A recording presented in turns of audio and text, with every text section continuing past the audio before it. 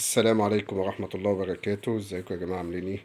دلوقتي انا كل ما اطلع المرور لازم برضو البس في شنطة اسعافات اولية ومثلثين صغيرين ومثلث كبير.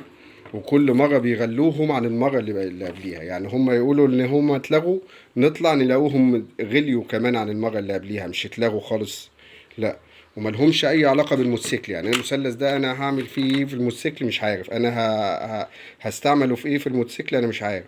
شنطة إسعافات أولية ما فيهاش أي حاجة تفيدني أصلا، ب 457 جنيه. مثلثين صغيرين ما فيهمش حتى مسامير حتى تتثبت بيها، ب 457 جنيه دفعتها كده اترمت في الأرض، ملهاش أي لازمة. يعني شايفين الناس معاها فلوس كتيرة لدرجة إن هي إيه، مش عارفة تودي الفلوس فين، فبنحطها في كلام فاضي.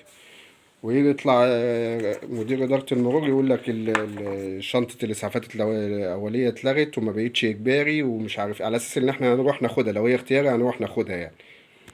وحسبنا الله ونعم الوكيل يعني في اللي ياخد عرج الناس وفلوس الناس. ففي كلام فاضي زي دوت، يعني أنا دول أجيبهم كل ما أروح أرخص آخد شنطة زي ديت ب 500 جنيه أجي أرميها في البيت، بس ملهاش أي لازمة إيه.